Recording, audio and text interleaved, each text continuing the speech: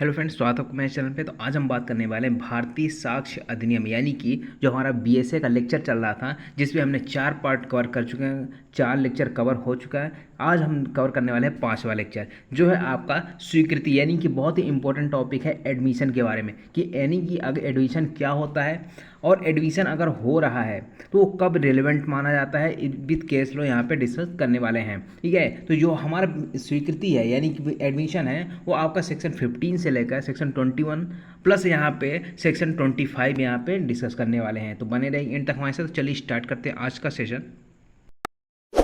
इस वीडियो को लाइक करें, हमारे चैनल को सब्सक्राइब कर बेल आइकन जरूर प्रेस करें हमारी न्यू वीडियो सबसे पहले देखने के लिए।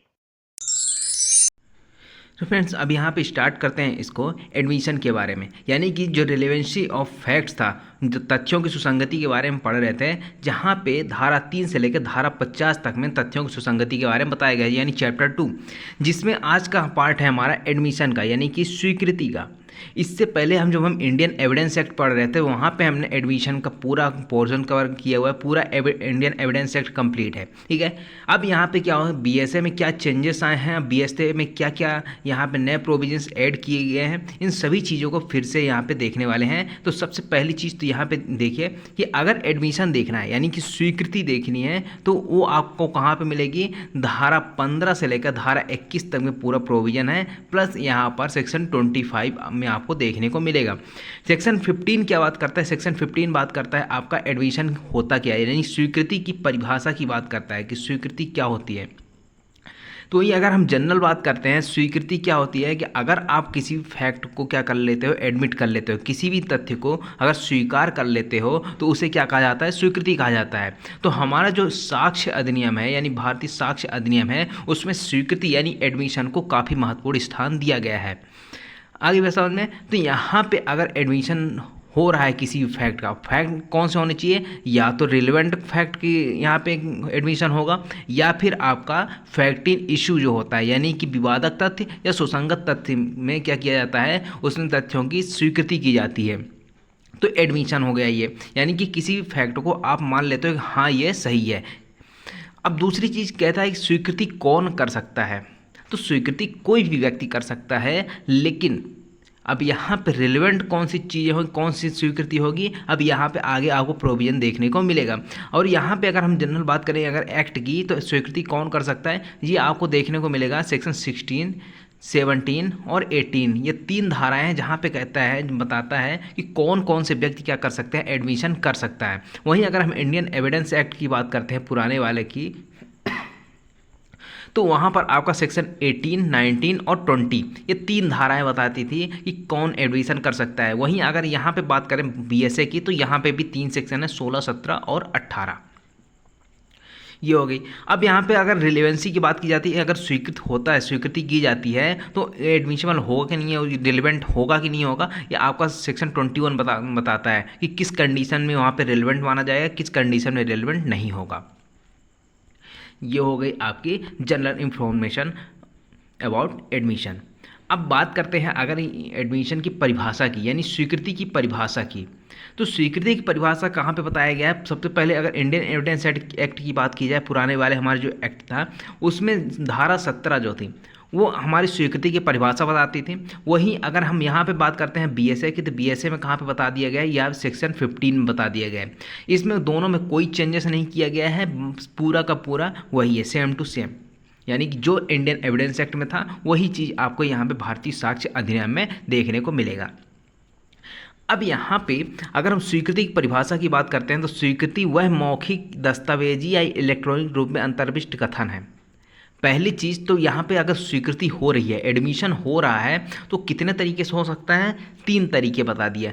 पहला कहता है मौखिक या फिर ओरल इसको जिसको बोला जाता है। दूसरा दस्तावेजी या डॉक्यूमेंट्री फॉर्म में हो सकता है। तीसरा इलेक्ट्रॉनिक रूप में भी हो सकता है। अब जो 3 नए बिल लाए गए, 3 नए एक्ट लाए गए हैं, आपका बीएनएसएस है, बीएनएस और यहाँ पे बीएसए, यानी भारतीय साक्ष्य अधिनियम। इन तीनों में इलेक्ट्रॉनिक जो एविडेंसेस होते हैं, इलेक्ट्रॉनिक फॉर्म में जो एविडेंसेस होते हैं, उनको ज़्यादा जोर दिया गया है। तो अब क्या होता है कि जैसे साइबर अपराध ज़्यादा होते हैं, मोबाइल के माध्यम से ज़्यादा होते हैं, इंटरनेट के माध्यम से होते हैं, इसलिए यहाँ पे इलेक्ट्रॉनिक रूप को ज़्यादा यहाँ पे बढ़ाया गया है। ठीक है, बढ़ा चढ़ा कर यहाँ पे प्रोविज़न डाला गया है। अब यहाँ पे आपको देखने को मिलता है यहाँ पे 3 तरह से हो सकता है स्वीकृति।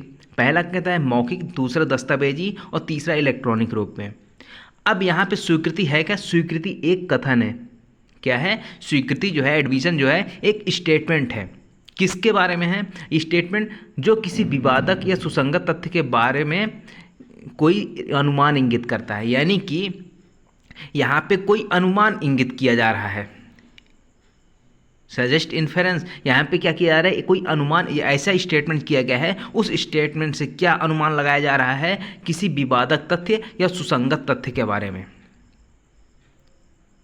जब यहाँ पे विवादक तथ्य, सुसंगत तथ्य के बारे में कोई अनुमान लगाए, ऐसा अगर स्टेटमेंट किया जाता है, चाहे वो मौखिक रूप से हो, दस्तावेजी रूप से हो या फिर इलेक्ट्रॉनिक रूप से हो, तो ये क्या कहलाता है? ये स्वीकृति कहलाता है, यानी कि एडमिशन कहलाता है। अब ये एडमिशन किनके द्वारा किया जाएगा? तो ऐसे व्यक्तियों में से किसी के द्वारा और ऐसी परिस्थितियों में किया जाएगा जो एतस्मिन पश्चात वर्णित है। अब एतस्मिन पश्चात वर्णित कौन कौन से हैं? तो यहाँ पे आपका धारा 16, धारा 17 और धारा 18, ये 3 सेक्शन हैं जहाँ पे कहता है कि कौन से व्यक्ति एडमिशन कर सकते हैं, कौन से व्यक्ति नहीं कर सकते हैं। अब वहीं पे अगर हम बात करते हैं, अगर यहाँ पे स्टेटमेंट कोई किया जा रहा है जो अनुमान इंगित करता है, अनुमान को लगाता है किसी विवादक तथ्य, सुसंगत तथ्य के बारे में, तो ये क्या कहलाता है? ये स्वीकृति कहलाता है। अब इस स्वीकृति की सुसंगतता की बात करते हैं तो यहाँ पे यह आवश्यक नहीं है कि कोई स्वीकृति तभी सुसंगत हो जब वह पूर्ण रूप से दायित्व को स्वीकार करे, यानी कि जब यहाँ पे एडमिशन हो रहा है, किसी व्यक्ति के द्वारा एडमिशन किया जा रहा है, तो यह जरूरी नहीं है कि वो पूरी तरह से दायित्व को स्वीकार करे। जो भी यहाँ पे रिस्पॉन्सिबिलिटी है कि पूरी तरह से वो स्वीकार करे, ऐसा जरूरी नहीं है। यहाँ पर केवल इतना ही पर्याप्त हो, किसी ऐसे तथ्य को स्वीकार किया गया है जिससे दायित्व का अनुमान लगता है, यानी कि दायित्व को स्वीकार कर रहे हैं, ऐसा यहाँ पे जरूरी नहीं है। ठीक है, वहाँ पे इतना जरूरी क्या है, पर्याप्त क्या है कि वो कोई ऐसा स्टेटमेंट दे रहा है किसी फैक्ट के बारे में जिससे किसी दायित्व का, यानी जिससे किसी रिस्पॉन्सिबिलिटी का क्या हो रहा है, अनुमान लगाया जा रहा है, तब यहाँ पे क्या होगा? ये रेलेवेंट माना जा सकता है। वहीं अगर हम एक केस की बात करते हैं, केस था चीखम बनाम सुब्बाराव, 1981 का मामला था। अब इस केस में क्या बोला गया था? उच्चतम न्यायालय ने अभिनिर्धारित किया कि किसी व्यक्ति का कोई अधिकार उसी के द्वारा दी गई स्वीकृति के आधार पर छीनने के लिए यह आवश्यक है कि स्वीकृति स्पष्ट और अंतिम हो। यानी कि अगर कोई व्यक्ति एडमिशन कर रहा है, जनरली क्या होता है, यहाँ पे एडमिशन हो रहा है, अगर अपने अगेंस्ट में दे रहा है, यानी ए नाम का व्यक्ति है, अगर ये अपने अगेंस्ट में दे रहा है कि हाँ मैंने ही मर्डर किया है, ठीक है ना, ये स्वीकृति दे रहा है। अगर ये स्वीकृति दे रहा है ना, तो ये स्वीकृति बिल्कुल स्पष्ट होनी चाहिए और अंतिम होनी चाहिए। इसमें कोई भी अगर डाउट हुआ यानी या अनिश्चितता वाली हुई तो ये यहाँ पे ये स्वीकार नहीं होगा, सुसंगत नहीं होगा, अब एडमिशन नहीं होगा।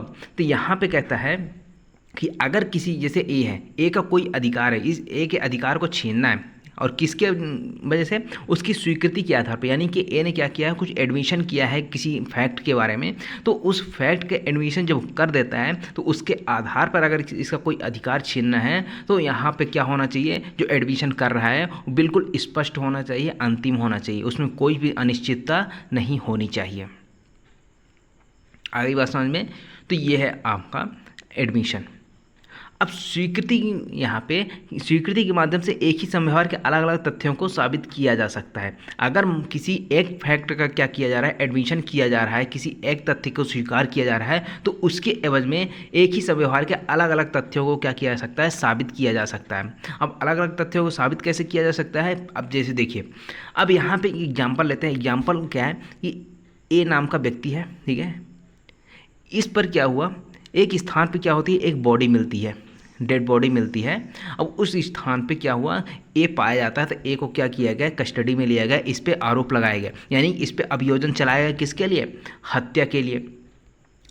अब हत्या के लिए इस पे अभियोजन तो चलाया गया, लेकिन यहाँ पे जो आरोपी है ए है, उसने क्या कर लिया, एडमिट कर लिया, यानी एडमिशन किया, स्वीकार किया कि हाँ उस टाइम पे जब ये हत्या हुई थी उस टाइम पे मैं वहाँ पे उपस्थित था।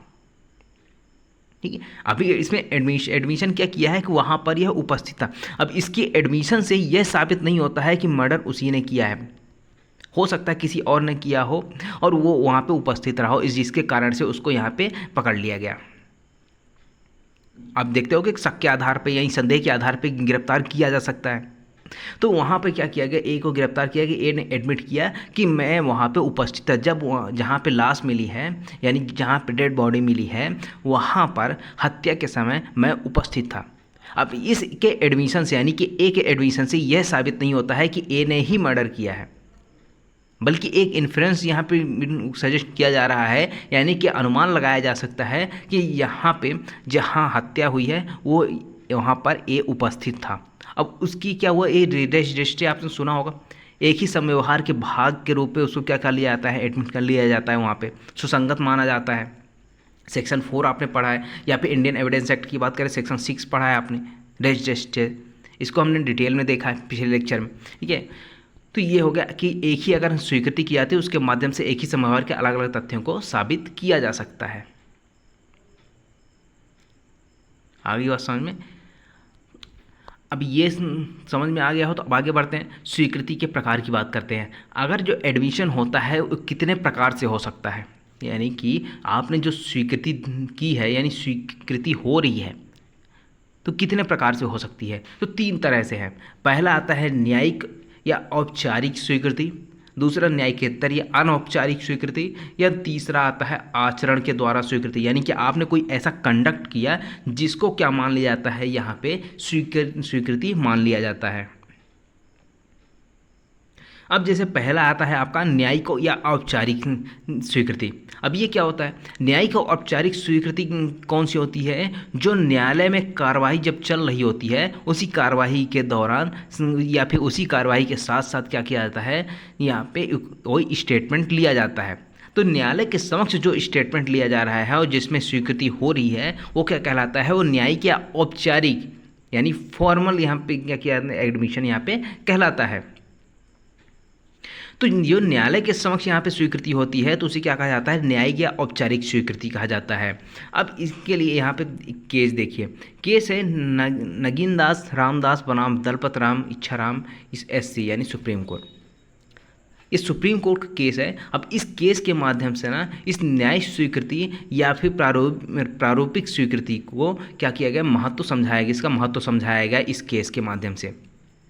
अब इस केस में सुप्रीम कोर्ट ने कहा कि यह एक मजबूत साक्ष्य है, यानी कि जो न्यायिक साक्ष्य होता है, न्यायिक स्वीकृति होती है, एक मजबूत साक्ष्य होती है। क्यों मजबूत साक्ष्य होती है, क्योंकि यह न्यायालय के समक्ष होती है। न्यायालय के समक्ष ऐसा माना जाता है कोई झूठ नहीं बोलेगा, ऐसी अवधारणा की जाती है। अगर यहाँ पे झूठ बोलते हैं तो उसे कंटेम्प्ट ऑफ कोर्ट हो जाता है, तो उसके लिए अलग पनिशमेंट मिलती है।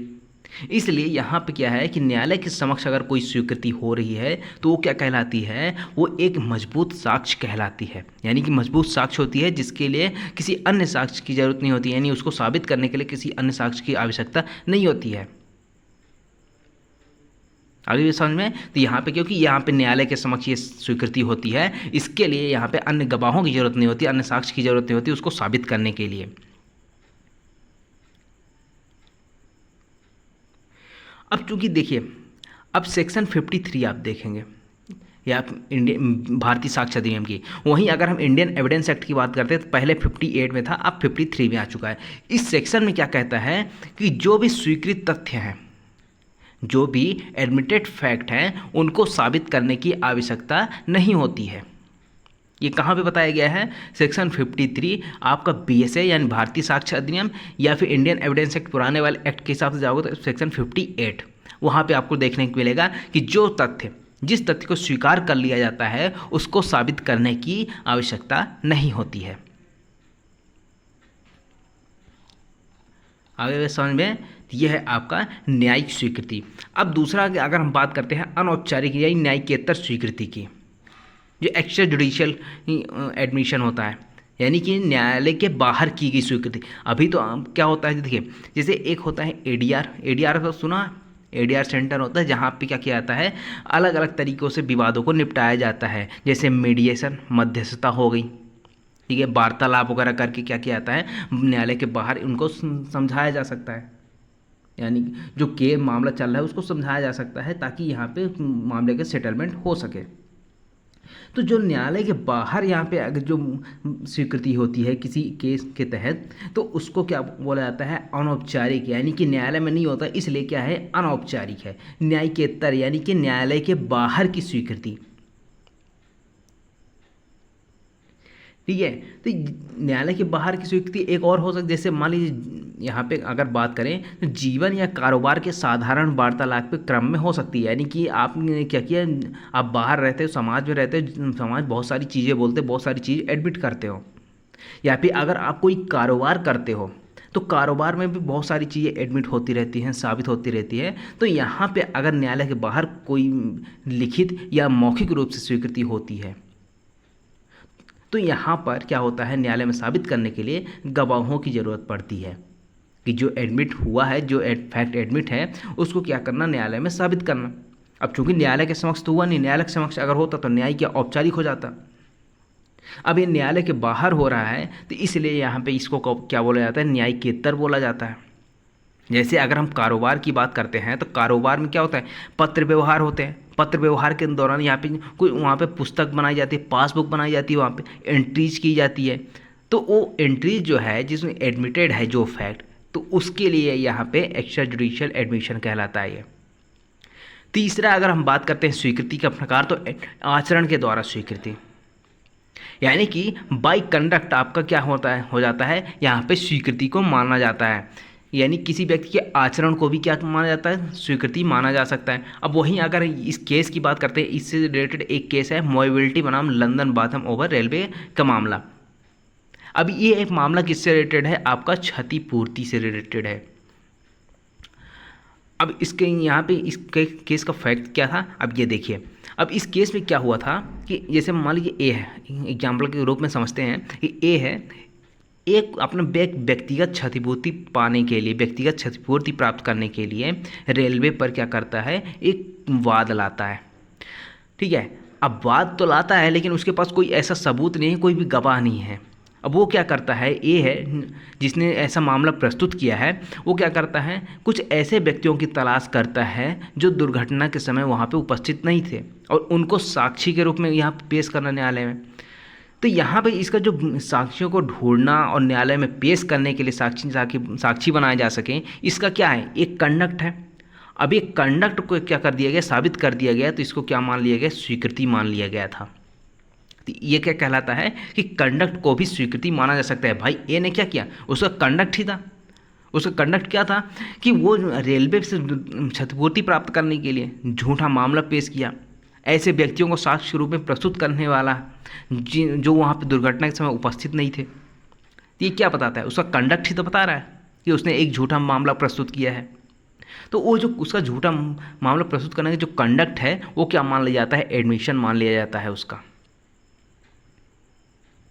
आगे बात समझ में, तो ये है आपका स्वीकृति के प्रकार। अब स्वीकृति के आवश्यक तत्व की बात करते हैं, तो स्वीकृति के आवश्यक तत्व यहाँ पे कुछ 5 प्रकार के आपको तत्व देखने को मिल रहे हैं। पहला कहता है कि अगर कोई फैक्ट आप एडमिट कर लेते हो, किसी तथ्य को अगर आप स्वीकार कर लेते हो, तो उसमें साबित करने की आवश्यकता नहीं होती है, यानी सबूत की आवश्यकता नहीं होती है। फॉर एग्जाम्पल, जैसे ए नाम की लड़की है, ठीक है, ए नाम की एक औरत है, लेडी है, उसने क्या किया, एक भरण पोषण यानी कि मेंटेनेंस का एक केस फाइल किया अपने हस्बैंड के नाम पे। ठीक है, इसका हस्बैंड कौन था, बी। इसके ऊपर एक क्या करिए, मेंटेनेंस का एक केस लाया। अब यहाँ पे जैसे ही इसने एप्लीकेशन फाइल किया, नोटिस गया होगा बी के पास, तो बी ने क्या किया, जवाब दावा दिया। जवाब दावा में उसने स्वीकार किया कि हाँ इसकी शादी ए के साथ हुई थी। इसने क्या मान लिया, यानी कि बी ने क्या कर लिया, एडमिट कर लिया कि हाँ जो ये स्त्री है, जो लेडी है, वो किसी बी की ही पत्नी है। तो यहाँ पे अगर इसने बी ने एडमिट कर लिया ना कि ये उसकी पत्नी है, तो यहाँ पे इसको साबित करने की आवश्यकता नहीं है, इसमें कोई साक्ष्य की आवश्यकता नहीं है कि भाई साबित करो कि तुम्हारी ये पत्नी है। उसने एडमिट कर लिया, ए ने क्या किया, मेंटेनेंस का केस लाया, और बी ने क्या कर लिया, उसको एडमिट कर लिया कि हाँ ये मेरी पत्नी है। तो इसमें साक्ष्य की कोई आवश्यकता नहीं है।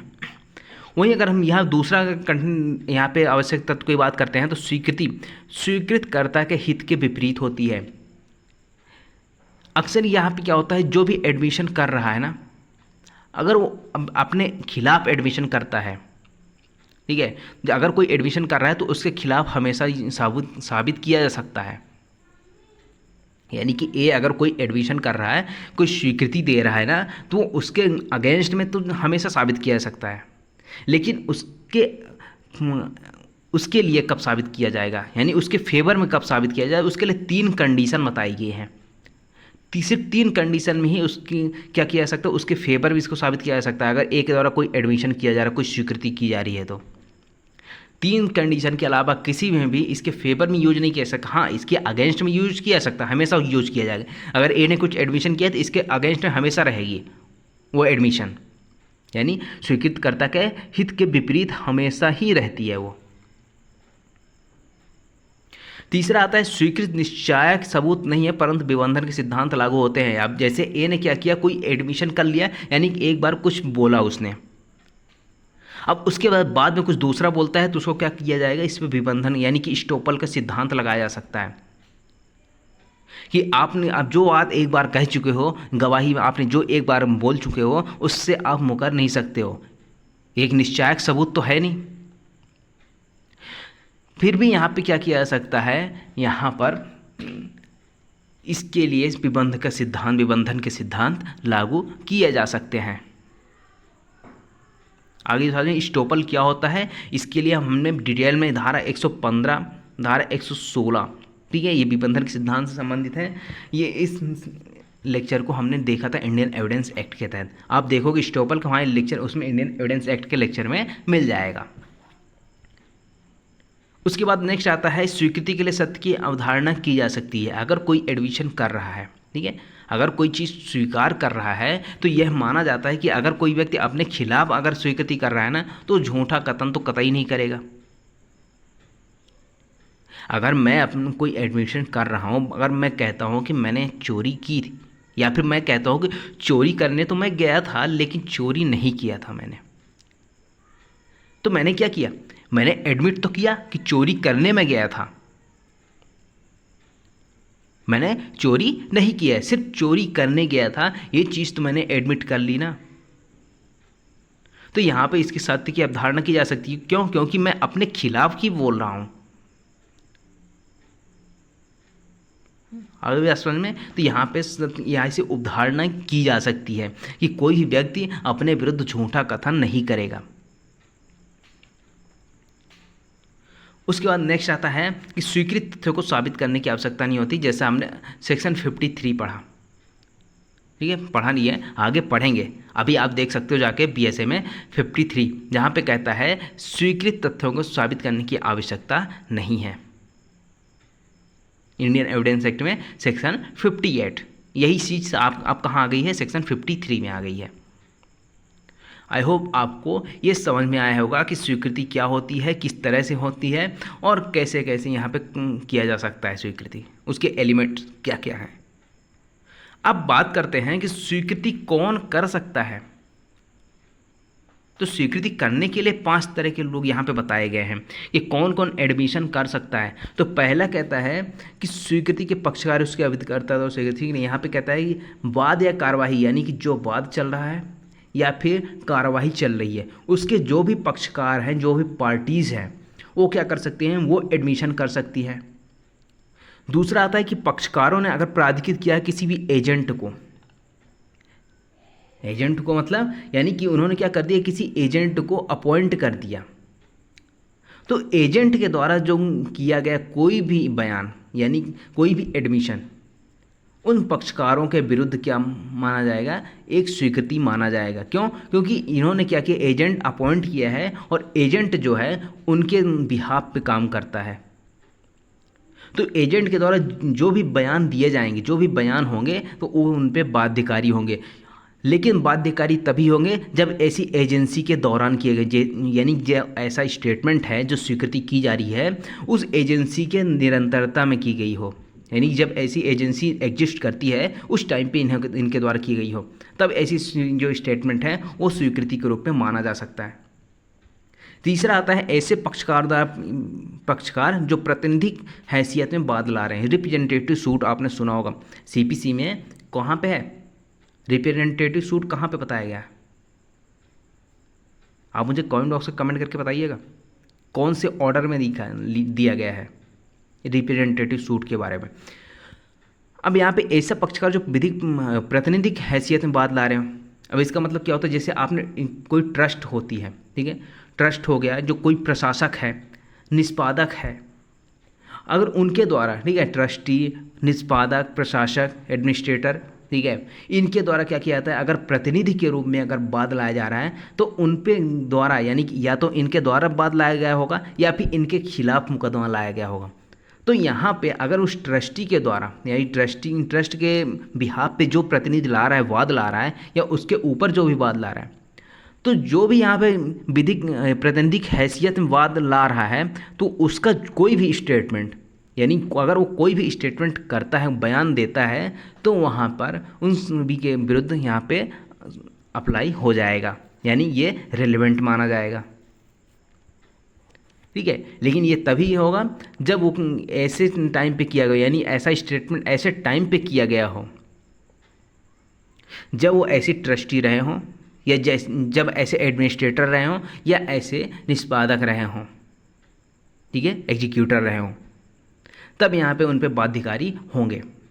उसके बाद नेक्स्ट आता है कि ऐसा पक्षकार जिनका वाद की विषय वस्तु में संपत्ति या धन संबंधी हित हो, यानी कि कोई भी ऐसा कथन, कोई भी स्टेटमेंट कौन व्यक्ति दे रहा है, कौन सा पक्षकार दे रहा है, जिसका जो विषय वस्तु, यानी कि जो सब्जेक्ट मैटर है, उस सब्जेक्ट मैटर पे किसी धन संबंधी यहाँ पे हित है, उसका इंटरेस्ट है, या फिर सांपत्तिक हित है, इन दोनों में से किसी भी प्रकार का अगर उसका हित है और उसके द्वारा क्या किया जा रहा है, यहाँ पर स्टेटमेंट दिया जा रहा है, एडमिशन किया जा रहा है, तो यहाँ पे ये क्या हो जाएगा, रेलेवेंट माना जाएगा। उसके बाद नेक्स्ट आता है व्यक्ति जिनसे वाद के पक्षकारों के वाद की विषय वस्तु में हित व्युत्पन्न हुआ हो। हित व्युत्पन्न का मतलब क्या होता है, जैसे मान लीजिए ए ने क्या किया था, जेड से एक प्रॉपर्टी खरीदी थी, जेड से क्या किया था, ए ने एक प्रॉपर्टी खरीदी थी। अब यहाँ पे ए रहने लगा, अब बाद में यहाँ पे बी आता है, ये कहता है कि इसमें आधी प्रॉपर्टी तो मेरी है, तो हित कहाँ से व्युत्पन्न हुआ था, जेड से हुआ था। तो जेड का जो स्टेटमेंट है, यानी हक पूर्वाधिकारी जिसको बोला जाता है, तो यहाँ पर जेड का जो भी स्टेटमेंट, जो एडमिशन होगा, वो क्या हो जाएगा, यहाँ पे रेलेवेंट हो जाएगा, यानी जेड क्या कर सकता है, एडमिशन कर सकता है। यानी जहाँ भी जो विषय वस्तु है, जो सब्जेक्ट मैटर है केस का, वाद का, उसमें जो हित व्युत्पन्न हुआ है, उत्पन्न हुआ है, कहाँ से हुआ है, जेड से हुआ है, क्योंकि जेड ने ही प्रॉपर्टी को सेल किया था। तो यहाँ पे क्या हो सकता है, जेड का जो क्या कर सकता है, एडमिशन कर सकता है। ये 5 लोग हैं जो एडमिशन कर सकते हैं। पहला कहता है पक्षकार कर सकता है, एजेंट कर सकता है, प्रातिनिधिक हैसियत में जो बात ला रहे वो कर सकता है, कोई जिसका संपत्ति या धन संबंधी हित हो वो ला सकता है, वो कर सकता है, या फिर जिससे हित व्युत्पन्न हुआ हो, सब्जेक्ट मैटर जो भी है केस का, यानी वाद का जो भी सब्जेक्ट मैटर है जिससे हित व्युत्पन्न हुआ होगा, वो क्या कर सकता है, एडमिशन कर सकता है। अब नेक्स्ट आता है सेक्शन 17, जो आपका पहले सेक्शन 19 में हुआ करता था, अब कहाँ पे आ गया है, सेक्शन 17 में आ गया है। यहाँ पे कहता है उन व्यक्ति द्वारा स्वीकृतियाँ जिनकी स्थिति वाद के पक्षकारों के विरुद्ध साबित की जानी है, ठीक है। यानी कि अगर यहाँ पे किसी की स्थिति को साबित करना है, ठीक है, ऐसे व्यक्तियों द्वारा स्वीकृत किया जाना जिनकी स्थिति वाद के पक्षकारों के विरुद्ध, यानी कि जैसे ए है और बी है, ये दोनों पक्षकार हैं, ठीक है, लेकिन यहाँ पे एडमिशन सी कर रहा है, तो सी का जो एडमिशन है वो किसके विरुद्ध साबित किया जाना है, इन दोनों में से किसी पक्षकार के बीच में। यहाँ पे डिस्प्यूट किसका है, ए और बी का। एडमिशन कौन कर रहा है, सी कर रहा है, तो यहाँ पे क्या हो जाएगा, सी के एडमिशन रेलेवेंट माना जाएगा, एडमिशन कर सकता है। अब यहाँ पे इसको पढ़ते हैं, उसके बाद एग्जाम्पल्स भी देखते हैं। वे कथन जो उन व्यक्तियों द्वारा किए गए हैं जिनकी वाद के किसी पक्षकार के विरुद्ध स्थिति या दायित्व साबित करना आवश्यक है, यानी कि जो पक्षकार हैं उनके विरुद्ध क्या साबित किया जाना है, उस जो स्टेटमेंट दे रहा है, जो स्वीकृति कर रहा है, उसकी क्या करना है, स्थिति साबित करनी है, ठीक है, या फिर उसकी लायबिलिटी साबित करनी है, उसका दायित्व साबित करना है कि उसका दायित्व था या नहीं था, किसी पक्षकार के विरुद्ध साबित किया जाना है। तो यहाँ पे ये जो स्टेटमेंट है वो क्या कहलाती है, वो स्वीकृति कहलाती है। अब यदि ऐसे कथन ऐसे व्यक्तियों द्वारा या उन पर लाए गए वाद में ऐसी स्थिति में दायित्व के संबंध में ऐसे व्यक्तियों के विरुद्ध सुसंगत होते, यदि वे उस समय किए गए हों जबकि उन्हें करने वाला व्यक्ति ऐसी स्थिति ग्रहण किए हो या ऐसे दायित्व के अधीन हो। यानी कि या तो उसकी यहाँ पे दायित्व रहा होगा या फिर ऐसी स्टेटस में रहा होगा, ऐसी स्थिति में रहा होगा, ऐसी स्थिति ग्रहण किया होगा। अब इसको एग्जाम्पल समझते हैं, एग्जाम अभी समझ में आया नहीं होगा। अब यहाँ पर देखिए जो दृष्टांत है, अब दृष्टांत देखिए, खा के लिए भाटक संग्रह का दायित्व तो का लेता है, यानी कि एक प्रॉपर्टी है, ठीक है। अब ये इस प्रॉपर्टी में कई किराएदार रहते हैं। अब कई किराएदारों में से यहाँ पे किराया लेना होता है, तो यहाँ पे जो ए है, ए कहता है कि इस जो प्रॉपर्टी है इससे किराया मैं वसूल करूँगा, यानी कि बी की प्रॉपर्टी थी, बी विदेश में रहता है या बाहर रहता है कहीं। तो यहाँ पे ए ने क्या बोला, राइटिंग में दिया कि अब यहाँ पे किराया जो संग्रह है यानी भाटक जो है वो मैं कलेक्ट करूँगा, उसके बाद दे दिया करूँगा बी को। अब यहाँ पे क्या होता है, गा द्वारा खा को शोध भाटक संग्रह ना करने का पर खा वाद लाता है, यानी कि अब सी से रेंट कलेक्ट करना था लेकिन ए ने कलेक्ट नहीं किया, तो बी ने क्या किया कि इसके ऊपर सूट फाइल कर दिया। किसके ऊपर? ए के ऊपर, कि आपने रेंट कलेक्ट क्यों नहीं किया, क्योंकि आपकी ऐसी ड्यूटी थी रेंट कलेक्ट करने की। तो यहाँ पे अब का कहता है, यानी कि जो ए है ये डिनाई करता है। डिनाई का मतलब यहाँ प्रत्याख्यान करता है कि गा से खा को भाटक दे था, यानी कि जो सी से कोई भी भाटक दे था इस बात से डिनाई करता है, यानी कि सी को कोई भी यहाँ पे भाटक नहीं देना था, तो मैंने उससे नहीं लिया। अब यहाँ पे इसी बीच गा द्वारा यानी सी के द्वारा खा का भाटक दे है स्वीकृति करता है, यानी कि सी एडमिट करता है कि मुझे ऐसा रेंट देना था जो बी को देना था, ठीक है।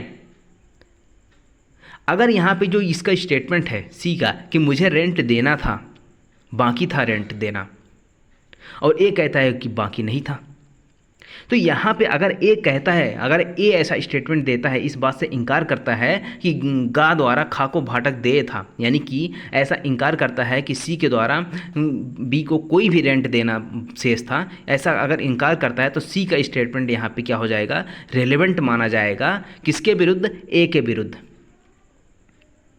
अगर ए मना करता है तब, ठीक है ना। तो यहाँ पे अगर ए मना करता है कि सी के द्वारा कोई दे था कोई भाटक, तो यहाँ पे अगर सी स्टेटमेंट दे देता है कि हाँ रेंट देना बाकी था अभी, और ऐसे स्टेटस में रहता है, किस स्टेटस में है, ये टेनेंट के स्टेटस में है, यानी कि किराएदार के रूप में है।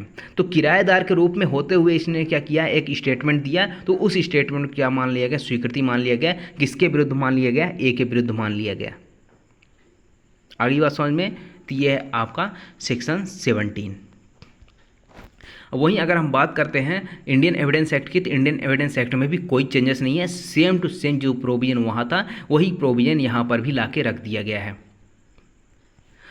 अब यहाँ पे एक चीज़ और आती है कि वाद के पक्षकार द्वारा अव्यक्त रूप से निर्दिष्ट व्यक्तियों द्वारा स्वीकृतियाँ, यानी कि अगर कोई पक्षकार है, ठीक है, जैसे ए नाम का पक्षकार है, इसने क्या कर दिया, किसी और को अपॉइंट कर दिया कि जाके उससे यहाँ पे क्या कर लो, उससे पूछ लो, ठीक है ना। अब यहाँ पे एग्जाम्पल से भी समझेंगे। तो यहाँ पे पहले देखते हैं कि वे कथन जो उन व्यक्तियों द्वारा किए गए हैं जिनको वाद के किसी पक्षकार ने किसी विवादग्रस्त विषय के बारे में जानकारी के लिए अव्यक्त रूप से निर्दिष्ट किया है, यानी कि किसी व्यक्ति को अगर मान लीजिए किसी ने क्या किया है, निर्दिष्ट किया है, रेफर किया है कि उस जो विवादग्रस्त विषय है यानी डिस्प्यूटेड जो सब्जेक्ट मैटर है उसके बारे में जानकारी देने के लिए, अगर वह जानकारी दे देता है तो ठीक है। जैसे मान लीजिए मैं कहता हूँ, आप मुझसे कोई सवाल पूछते हो, ठीक है, कोई आपका डाउट है, आप मेरे से पूछते हो, तो मैंने कहा कि तुम जाके सी से पूछ लो, वो जो बताएगा वो सही है। तो यहाँ पे जो सी का स्टेटमेंट है ना वो क्या हो जाएगा, रिलेवेंट माना जाएगा। सी के स्टेटमेंट क्या हो जाएगा, एडमिशन मान लिया जाएगा। एक एग्जांपल और लेते हैं। अब यहाँ पे क्वेश्चन है कि क्या स्टीव के द्वारा नेल्सन को बेची गई कार अच्छी है, यानी कि स्टीव ने जो कार बेची है नेल्सन को, वो क्या कार अच्छी है। तो यहाँ पे नेल्सन से स्टीव कहता है, यानी नेल्सन से क्या स्टीव कहता है, जो कार बेचने वाला है वो क्या कहता है कि तुम जाकर रॉबर्ट से पूछ लो। अगर रॉबर्ट कह देता कि अच्छी है तो हाँ बहुत अच्छी कार है, तुम ले सकते हो। तो यहाँ पे अगर रॉबर्ट ने जो भी कहा उस कार के बारे में, तो जो भी कहा है उस कार के बारे में, तो वहाँ पे क्या हो जाएगा, उसका स्टेटमेंट क्या हो जाएगा, वो स्वीकृति हो जाएगी, यानी कि एडमिशन मान लिया जाएगा कि मैंने किसको किया, यानी कि स्टीव ने किसको रेफर कर दिया, रॉबर्ट को कर दिया, यानी रॉबर्ट यहाँ पे क्या कौन हो गया, रेफरी हो गया, यानी जो ये बोलेगा वो क्या हो जाएगा, ये यहाँ पे एडमिशन हो जाएगा। तो हमने क्या किया, यहाँ पर किसी को रेफर कर दिया कि तुम जाके उससे पूछ लो, तो रेफरी जो भी बोलेगा वो क्या हो जाएगा, वो सही हो जाएगा, यही एडमिशन हो जाएगा, वो रेफरी का एडमिशन स्टेटमेंट। बस इसमें इतना है और कुछ नहीं है। अब यहाँ पे रेलेवेंसी ऑफ एडमिशन की बात करते हैं। अगर यहाँ पे एडमिशन जो हो रहा है तो कब विरुद्ध में साबित किया जा सकता है, यानी कि मैंने अगर एडमिशन किया है तो मेरे विरुद्ध कब साबित किया जाएगा, मेरे फेवर में कब साबित किया जाएगा, कब सुसंगत होगा। तो अब यहाँ पे देखिए, यहाँ पे कहता है कि सेक्शन 19 जो पहले section 21 of Indian evidence act में था, एक तुलनात्मक अध्ययन कर रहा हूँ, ठीक है, यानी कि कौन से सेक्शन कहाँ पे था और अब कहाँ पे आ चुका है। तो सेक्शन 21 जो था आपका इंडियन एविडेंस एक्ट का, अब कहाँ पे आ चुका है, अब आ चुका है आपका सेक्शन 19 में आ चुका है, ठीक है।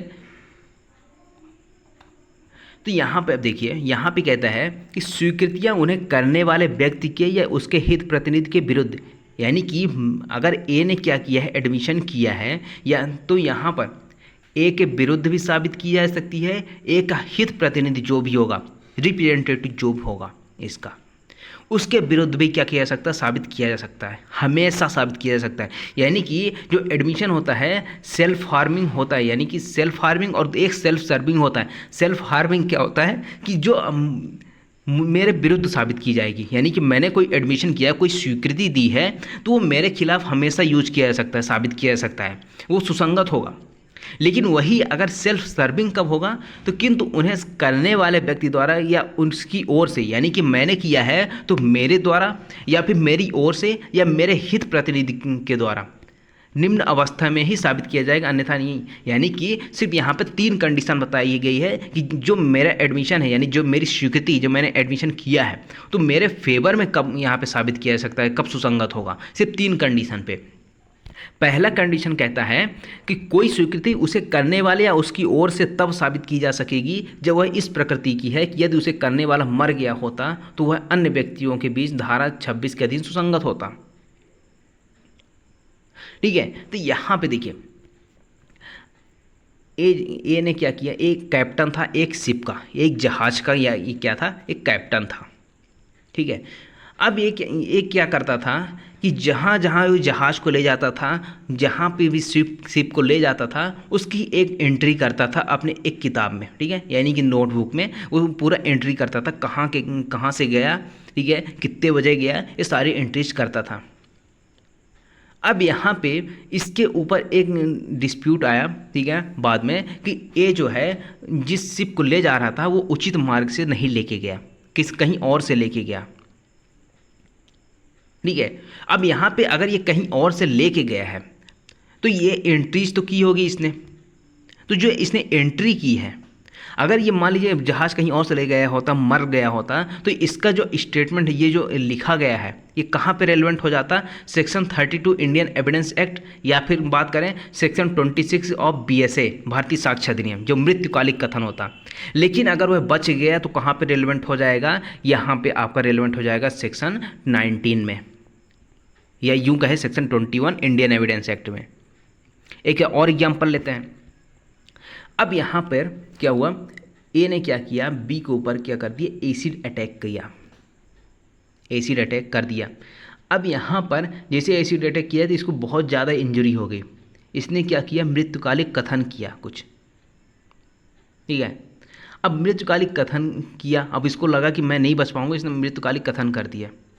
तो यहाँ पे अगर ये बी मर जाता है तो बी के मृत्युकालिक कथन कहाँ पे रेलेवेंट हो जाएगा, सेक्शन 26 में। लेकिन अगर ये बच गया तो सेक्शन 19 में आ जाएगा, इसका जो कवर होगा कहाँ पे, इसका स्टेटमेंट सेक्शन 19 में हो जाएगा, यानी कि सेल्फ सर्विंग हो जाएगा इसका स्टेटमेंट, दूसरी चीज़ कहता है, दूसरा कंडीशन कहता है कि कोई स्वीकृति उसे करने वाले या उसकी ओर से तब साबित की जा सकेगी जब वह धारा 12 के तहत मन या शरीर की सुसंगत या विवाद किसी दशा के अस्तित्व का ऐसा कथन है जो उस समय या उसके लगभग किया गया था जब मन की या शरीर की ऐसी दशा विद्यमान थी। यानी कि आप पढ़ा होगा शारीरिक या मानसिक दशा, आपने सेक्शन 14 इंडियन एविडेंस एक्ट में पढ़ा है और भारतीय साक्ष्य अधिनियम में सेक्शन 12 में है। ये शरीर की दशा और मन की दशा को बताता है जो। तो यहाँ पर एग्जाम्पल से देते, एग्जाम्पल कहता है जैसे ए है, ए को बहुत ज़्यादा चोट लगी हुई है, ठीक है, इसको यहाँ पे चोट लगी हुई, ब्लड निकल रहा है, खून निकल रहा है। तो यहाँ पे ये चिल्लाते हुए आया, इसने क्या बोला, इसने बोला कि बी ने क्या किया, मुझे चाकू मारा है, ठीक है। तो यहाँ पे इसके ऐसी दशा कौन सी, शरीर की दशा विद्यमान थी, शरीर की दशा यानी जिस टाइम पे इसने स्टेटमेंट दिया है उस टाइम पे क्या था, ऐसी शरीर की इसकी दशा विद्यमान थी। कैसी दशा, इसके खून, इसका शरीर से ब्लड निकल रहा था, दर्द हो रहा था, बॉडी फीलिंग आ रही थी। तो यहाँ पे उस टाइम पे ऐसा स्टेटमेंट जो किया जा रहा है तो ये क्या कहलाता है, सेल्फ सर्विंग कहलाता है, जो इसके फेवर में या साबित किया जा सकता है सेक्शन 19 के तहत।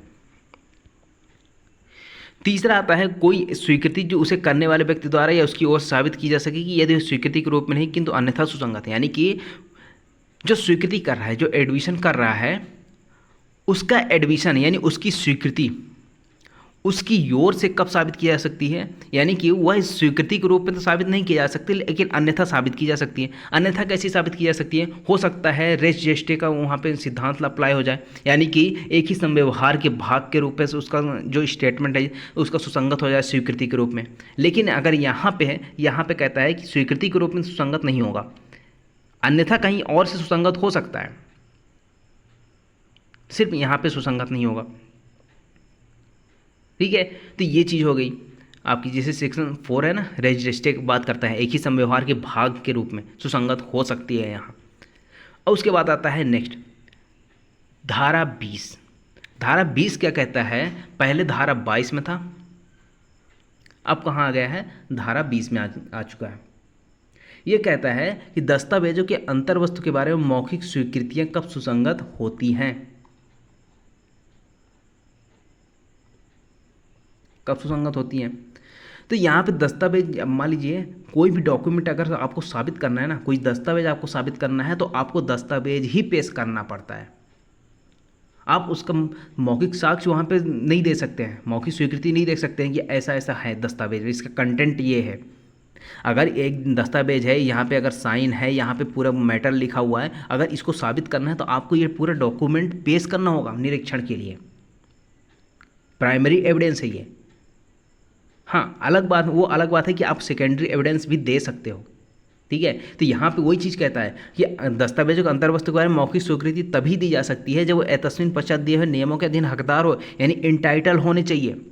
इंटाइटल कब कैसे हो गए, जो आपकी धारा 60 है, जहाँ पे BSA की बात कर रहा हूँ, इंडियन एविडेंस एक्ट की बात नहीं कर रहा हूँ, ठीक है।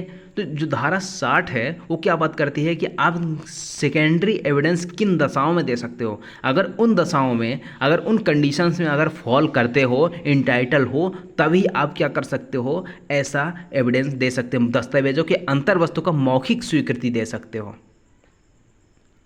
अदरवाइज आप ऐसा स्वीकृति नहीं दे सकते हो। लेकिन आप जब आप इंटाइटल रहोगे उस सेक्शन में तभी आप ऐसा दे सकते हो, या फिर जब तक कि पेश की दस्तावेज असली होना प्रश्नगत ना हो। अगर यहाँ पे आप ओरल स्वीकृति कर सकते हैं, ओरल एडमिशन कर सकते हैं किसी दस्तावेज अंतर्वस्तु के बारे में, कंटेंट्स के बारे में, जब ऐसा दस्तावेज असली होना प्रश्नगत ना हो, यानी कि ऐसा कोई डिस्प्यूट ही ना हो कि वह असली है या नकली, कूट रचित है या नहीं है, ऐसा कोई डिस्प्यूट ही नहीं है, तब आप उसका मौखिक स्वीकृति दे सकते हो। अगर ऐसा डिस्प्यूट है उस दस्तावेज के बारे में ही, तो ऐसा आप नहीं कर सकते हो ओरल यहाँ पे एडमिशन। आगे समझ में, यह है आपका। उसके बाद आता है सेक्शन 21। सेक्शन 21 क्या कहता है, सिविल मामलों में स्वीकृति कब सुसंगत होती है, यानी कि आपका जो सिविल मामला है, सिविल मामला चल रहा है, तो उसमें जो स्वीकृति कर रहा है, जो एडमिशन हो रही है, कब रेलेवेंट माना जाएगा, तो ये कहता है कि कोई भी स्वीकृति सिविल मामलों में केवल निम्न दशा में ही सुसंगत नहीं होगी, यानी कि यहाँ पे कुछ दशाएं बताई गई हैं जहाँ पर रिलेवेंट नहीं होगी, बाकी अन्य दशाओं में सभी तरह से क्या होगी, सुसंगत होती है स्वीकृति सिविल मामलों में। तो दो कंडीशन कौन कौन सी है? पहला कहता है यदि वह या तो इस अभिव्यक्त शर्त पर की गई हो कि उसका साक्ष्य नहीं दिया जाएगा, यानी कि पक्षकारों के बीच में ऐसी शर्त आ गई है, यानी ऐसा क्या कहें कंडीशन लगा दी उन्होंने एक दूसरे उस पर शर्त लगाई है कि जो भी उनके बीच बातचीत हो रही है उसका साक्ष्य नहीं दिया जाएगा। जैसे आप क्या जाते हैं मीडिएशन के तहत, मीडिएशन के लिए जाते हो, ठीक है, मीडिएशन क्या है, न्यायालय के बाहर की प्रक्रिया है, विवादों का निपटारा बाहर, न्यायालय के बाहर। तो जैसे मीडिएशन पे जाते हो तो जैसे दो पक्ष हैं ए और बी, ए ने कुछ ऐसी बात बोली जो इसको नहीं बोलनी चाहिए, जो इसके फेवर में नहीं है, ठीक है ना, इसके अगेंस्ट में है। तो यहाँ पे कुछ बात ऐसे बोल रहा है जो इस कहता है कि इसका साक्ष्य वहाँ पे नहीं दिया जाएगा। तो यहाँ पे जो बाहर इसकी बातें हुई है ना, तो अगर यहाँ पे मीडिएशन फेल होता है तो वापस केस कहाँ आता है, कोर्ट में आता है। तो कोर्ट में वापस इसका साक्ष्य नहीं दिया जा सकता कि ए ने ऐसा ऐसा बोला था बाहर, ठीक है, या फिर न्यायालय ऐसा अनुमान अगर लगा सके कि पक्षकार इस बात पर सहमत हुए थे कि इसका एविडेंस अगर नहीं दिया जाना है, अगर न्यायालय ऐसा अनुमान लगा लेता है किसी परिस्थितियों के अधीन, तो फिर यहाँ पे क्या होगा, वो सिविल मामले में रेलेवेंट नहीं होगा एडमिशन। सिर्फ सिविल मामले की बात करता है, क्रिमिनल मामले की बात नहीं करता, ठीक है। ये है आपका पूरा स्वीकृति यानी कि एडमिशन के बारे में। अब एडमिशन तो आप कर लेते हो, लेकिन ये निश्चायक सबूत नहीं, कंक्लूसिव प्रूफ नहीं है। केवल यहाँ पे एडमिशन के बेस पे किसी को भी सज़ा नहीं दी जा सकती है, किसी को ऐसे जजमेंट नहीं दिया जा सकता है, ठीक है। अगर बहुत ही ज़्यादा यहाँ पे लगता होगा कि हाँ ये बिल्कुल सही है, करेक्ट है, कोई डाउट नहीं है, कोई अनिश्चितता नहीं है ऐसी स्वीकृति में, तब यहाँ पे दिया जा सकता है। लेकिन यहाँ पे स्वीकृति जो है निश्चायक सबूत नहीं होती है, सिर्फ इसमें क्या किया जा सकता है, विबंध किया जा सकता है। तो स्वीकृतियाँ जो है स्वीकृत विषय का निश्चायक सबूत नहीं है, किंतु एतस्मिन् पश्चात् अंतर्विषय उपबंधों के अधीन विबंध के रूप में प्रयोग किया जा सकता है। अब यहाँ पर देखिए, जो आपका विबंधन के सिद्धांत की बात करता है, तो विबंधन के सिद्धांत कहाँ पे था, आपका धारा 115 में था, धारा 116 में था। अब ये कहाँ पे आ चुका है, आप देखोगे धारा 121 में, ठीक है, धारा 121 और धारा 122 जो है वो किसके बारे में बात करता है, स्टोपल के बारे में बात करता है, स्टोपल के सिद्धांत के बारे में बात करता है। पिकार्ड्स बनाम सीयर्स का एक केस भी है, उससे रिलेटेड है, स्टोपल से रिलेटेड। तो यहाँ पे क्या है कि अंतर्विष्ट पश्चात, अंतर्विष्ट का मतलब क्या है कि जो इसके बाद विबंध के सिद्धांत के बारे में बताया गया ना, उसके तहत यहाँ पे क्या किया सकता है, विबंध किया सकता है। निश्चायक सबूत तो नहीं, कंक्लूसिव प्रूफ नहीं है। आगे बात समझ में आया आपको ये पूरा स्वीकृति। अब हम नेक्स्ट लेक्चर जो पढ़ेंगे वो है आपका कन्फेशन के बारे में, यानी कि संस्वीकृति। अभी आपने क्या पढ़ा, स्वीकृति पढ़ा है, अब क्या पढ़ोगे आप, संस्वीकृति क्या होती है। इसको हम अगली क्लास में डिस्कस करने वाले हैं, डिटेल में डिस्कस करेंगे। बने रहिए इन तक हमारे साथ, चलिए ठीक है, हमारे लेक्चर देखते रहिए। Bye bye.